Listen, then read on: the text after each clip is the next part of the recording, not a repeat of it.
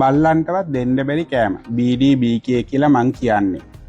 ඔබගේ බල්ලට මේ වගේ කෑම දිගටම දීගෙන යන්න බල්ලගේ ජීවිතයෙන් 160ක් අඩු වෙලා යනවා. ඔබගේ දරුවාට හෝ ඔබට ලේසියට 2 minute noodle ඔබ හදනවා. ලේසි පහසුයි. හැබැයි මේකෙන් අපිට ලැබෙන්නේ මොකද්ද?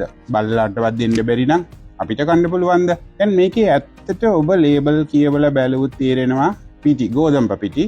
ඒකට ලුණු දාලා විවිධාකාර රසායනික ද්‍රව්‍ය INS කියන නමින් තියෙන කෙමිකල් වර්ග දාලා තියෙනවා.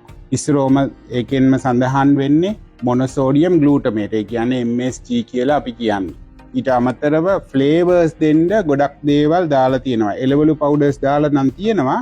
හැබැයි ඊට අමතරව අපිට ෆ්ලේවර් උස්සලා දෙන්න ගොඩක් දේවල් දාලා තියෙනවා.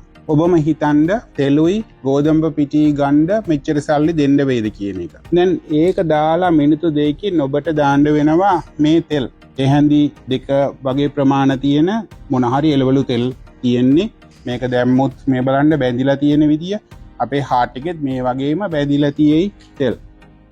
මේ තියෙන්නේ පවුඩර් මේකට රස උස්සන්න ඒකේ මං කිව්වා MSG ඒ වගේම විවිධාකාර රසායනික ද්‍රව්‍ය මං කියන්න ඕනේ ඔබ කියලා බලන්න කෙමිකල් පැකට් එකේ තියෙන ලයිස්තු ඒවා ටෙස්ට් කරලා බැලුවාද ගිනි පිග්ස්ලාට දුන්නොත් බල්ලොන්ට දුන්නොත් ඒ සත්තුන්ට මොකද්ද වෙන්නේ ඒකමයි අපිට ඇතිවන්න යන්නේ.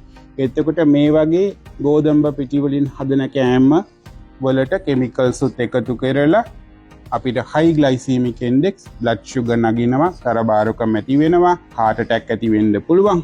මේ වගේ රසායනික වලින් අපිට ඇතිවන්න පුළුවන් කැන්සර්ස් වලට තාම හරියාකාරව ශික්ෂණ කරලා ඉවර නැහැ. ඒ හන්දා ඔබම හිතලා මේ කම්මැලියට ලේසියට එයාලගේ ඇඩ්වර්ටයිස්මන්ට් බලලා ඔබ රැවටෙන්න එපා.